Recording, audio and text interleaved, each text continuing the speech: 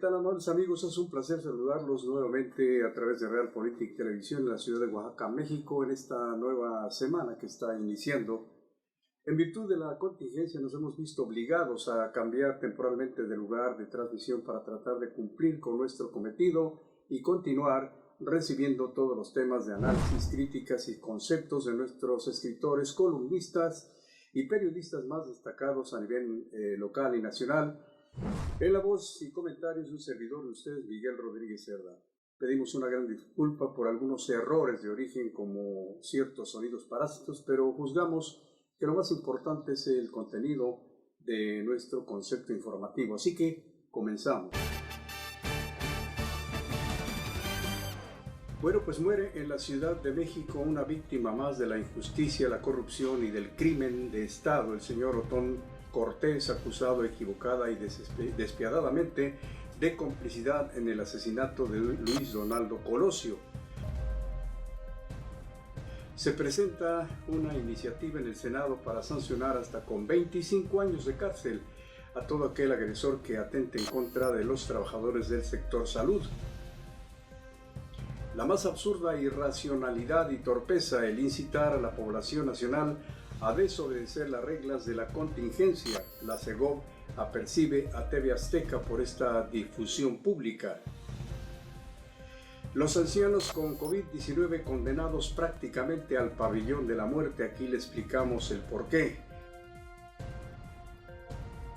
El Hospital Civil de esta ciudad de Oaxaca en crisis por pandemia de desatención. Viene lo peor en América Latina, principalmente en los dos gigantes que son México y Brasil. La Cámara de Diputados local vigilará la aplicación de los 500 millones de pesos que ya han sido enviados por la Federación para el sector salud de la entidad.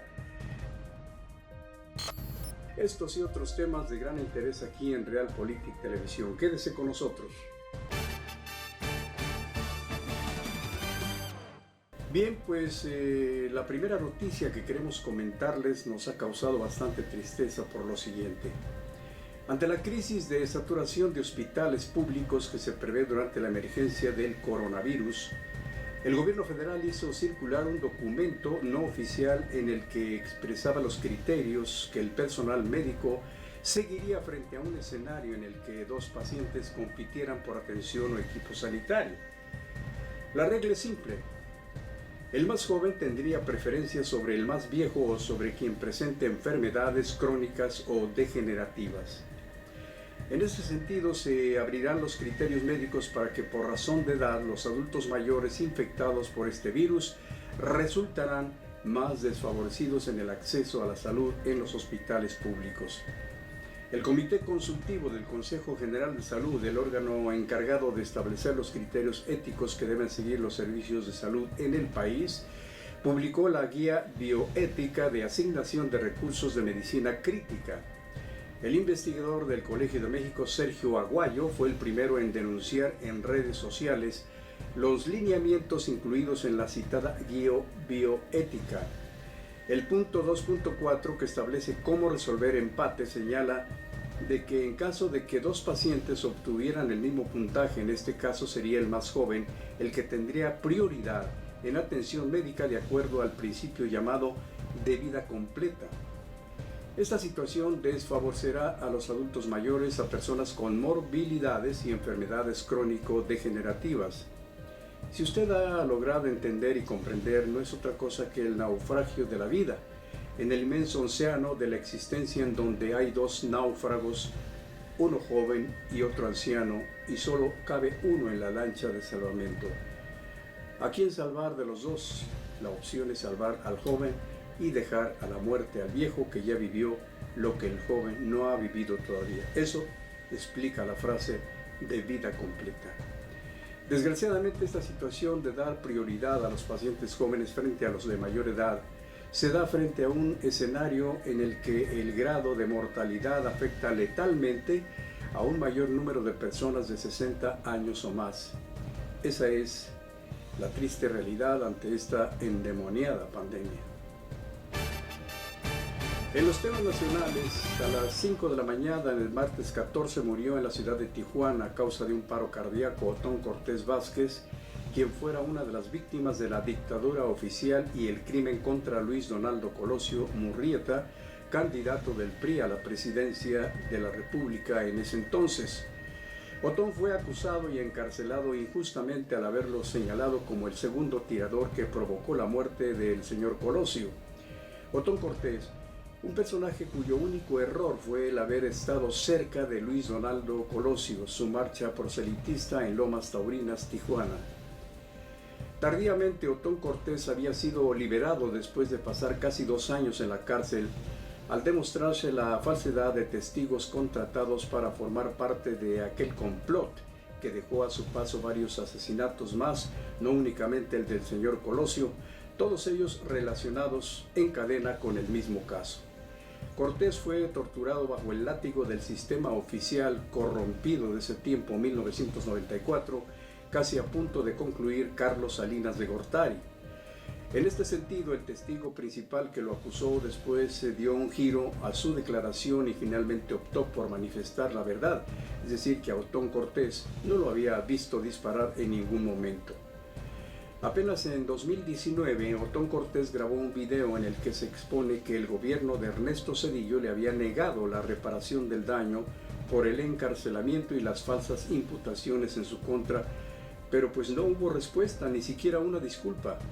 Todo lo anterior tal vez visto en una pesadilla, un delirio o una alucinación política llamada complot por el entonces fiscal Pablo Chapa de Salilla.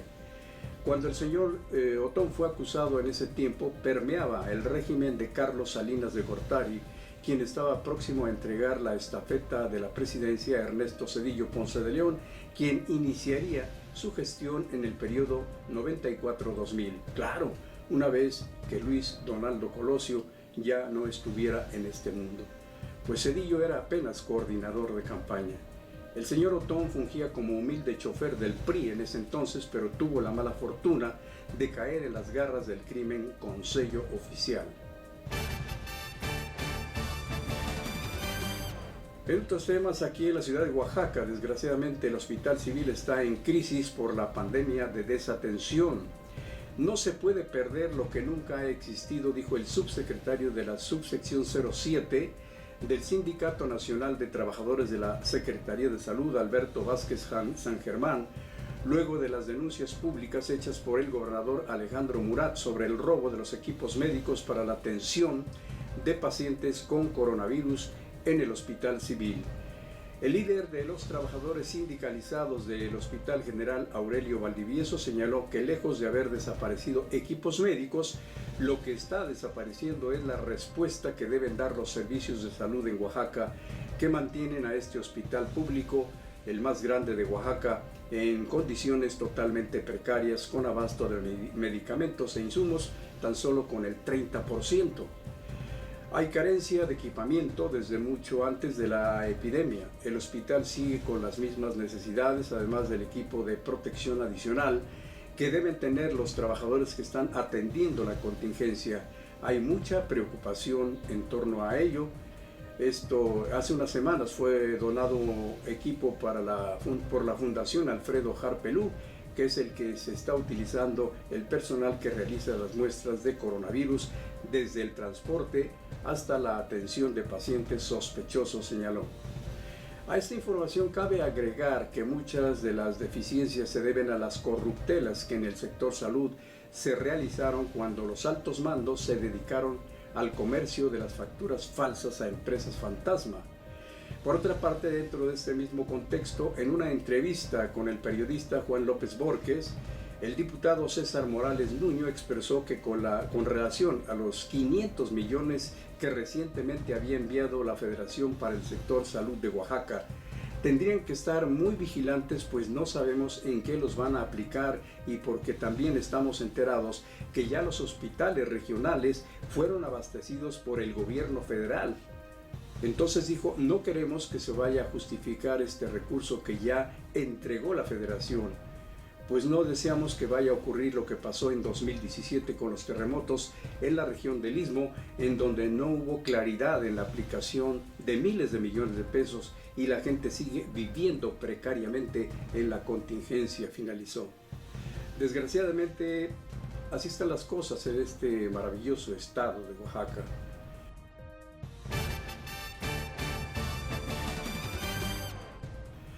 Ante el incremento de las constantes agresiones que ha venido sufriendo el personal médico y de enfermeras del sector salud con motivo de la epidemia del COVID-19, en el Senado de la República se está presentando una iniciativa para sancionar con mayor severidad a toda persona que incurra en estos actos. La citada iniciativa fue presentada por el senador Salomón Jara Cruz del partido Morena. Este proyecto al Senado está fundamentado en el artículo 140 del Código Federal en lo relativo al sabotaje, y la propuesta busca que este tipo de ataques delincuenciales se consideren como delito federal y que los agresores sean acreedores a una multa de 1.500 veces el valor de la unidad de medicina y actualización, es decir, el equivalente a 130,000 pesos y de 5 a 25 años de prisión. Esto es un acto de aplicación de justicia y penalización en contra de gente sin escrúpulos que no valora el esfuerzo y los grandes riesgos que todo el personal del sector salud está realizando en estos momentos en favor de la ciudadanía y en contra de esta pandemia.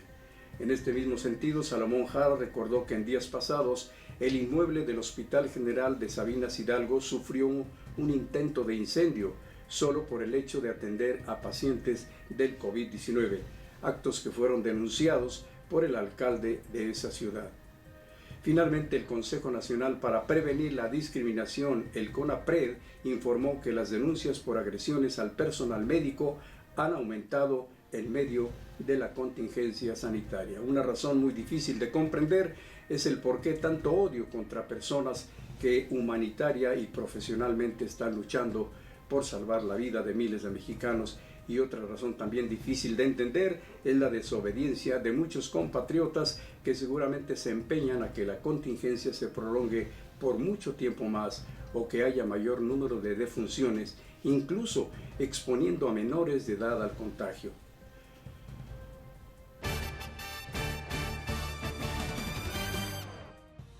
En otros temas de la información en lo internacional y dentro de una táctica con matices un tanto vengativos, según los críticos, el señor Donald Trump en plena contingencia se le ocurrió retirar el apoyo económico a la Organización Mundial de la Salud, el cual es del 76%, es decir, la mayor parte de la manutención de este organismo. El gobierno de los Estados Unidos ha llegado a apoyar a esta organización hasta en $500 millones. El motivo por el cual el señor Trump tomó esta decisión es porque la OMS emitió cierto reconocimiento a China por sus medidas sanitarias e investigaciones, lo que no ha hecho Estados Unidos, y desde luego por no simpatizar con dicha nación. Trump dijo que la OMS no dio aviso a los Estados Unidos sobre las medidas inmediatas de prevención del COVID-19. Esta decisión, desde luego, ha sido criticada severamente, además del propio secretario de las Naciones Unidas, Antonio Guterres, lo dije bien, es Guterres, además de varios países, en virtud de calificar esta decisión como una clara torpeza, precisamente encontrándose el mundo en plena contingencia.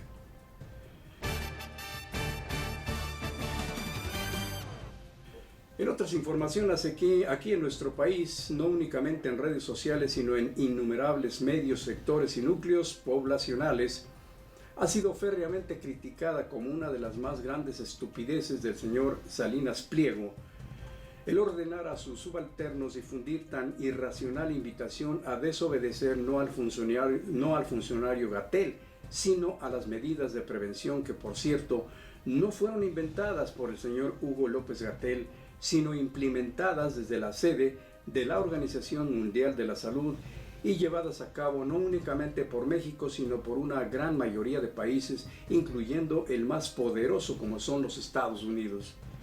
Pero seguramente al señor Salinas Pliego se le subió la fermentación al cerebro y de pronto se sintió semidios y súper sabio como para tener la capacidad los conocimientos, la sabiduría, la experiencia y la inteligencia de los más connotados investigadores de la ciencia médica que han recomendado las medidas de prevención ante tan grave contingencia y que el señor Salinas, con la mano en la cintura, se ha permitido refutar a través de Javier Alatorre y, lo que es peor, incitar a la población nacional a desobedecer.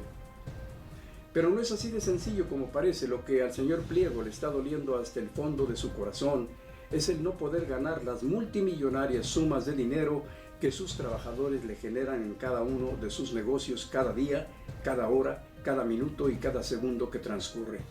No le conviene, desde luego, que su mercado se detenga, aún arriesgando la vida de sus miles de trabajadores que tiene a su servicio.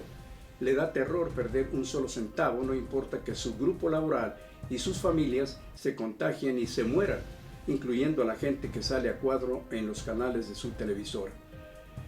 Pero que al final de cuentas pues solo obedecen lo que les marca el patrón, y si no pues se quedan sin chamba. En este sentido cabe destacar, y como ya se ha informado oportunamente, la Segov ya solicitó a la televisora del magnate que manifieste públicamente su respeto a las disposiciones sanitarias contenidas en la declaratoria de emergencia sanitaria. La dependencia publicó además que en caso de que TV Azteca incumpla, entonces iniciará el procedimiento sancionatorio establecido por la ley. Desde otro aspecto, no debe olvidar el señor Pliego que las concesiones para la explotación comercial, tanto para la radio como para la televisión, las otorga el gobierno federal a través de la propia Secretaría de Gobernación, y de esta misma forma las puede retirar 150,000 firmas entre la población mexicana para que le sea retirada la concesión al mencionado magnate. Por otra parte, también la Secretaría de Gobernación y de Educación Pública tienen la facultad de vetar o suspender temporal o definitivamente a cualquier locutor, conductor que de igual manera se preste a violar la ley, como fue el caso de Javier Alatorre. Ignoramos si esto lo sepa el señor Pliego.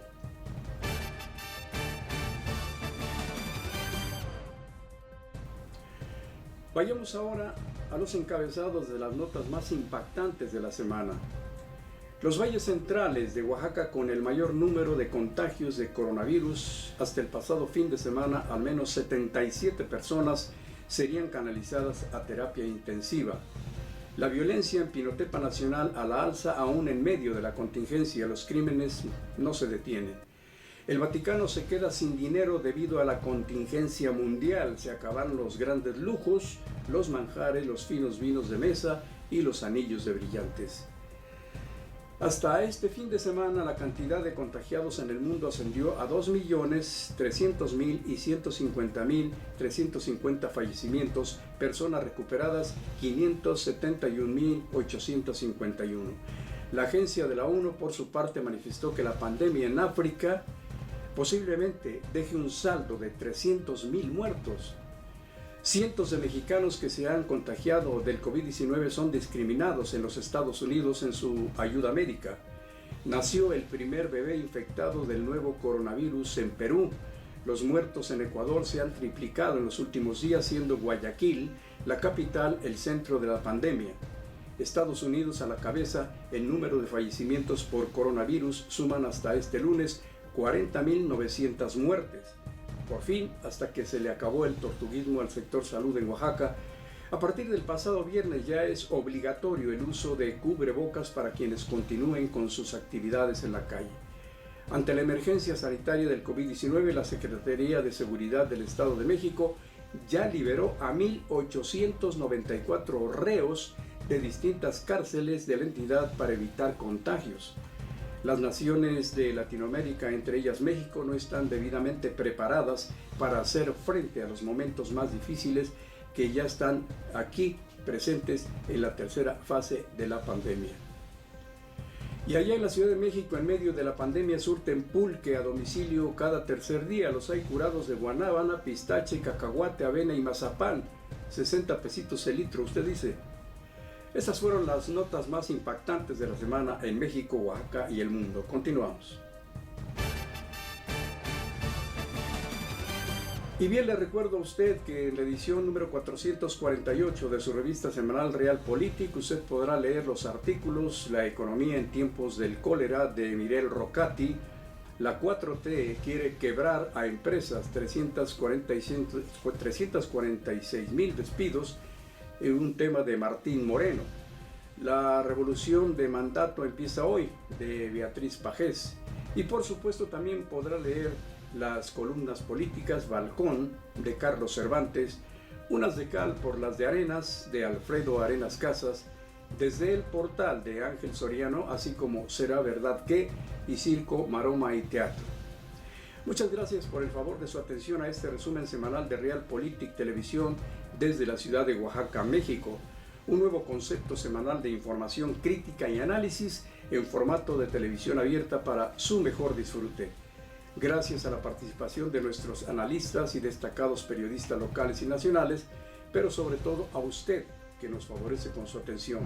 Su servidor Miguel Rodríguez Cerda los invita para que nos acompañen una vez más a partir del próximo lunes a través de Facebook, Twitter, Instagram y YouTube, o también puede simplemente escribir en la línea de internet Resumen Semanal Realpolitik Televisión Oaxaca y ahí estaremos presentes, Dios mediante.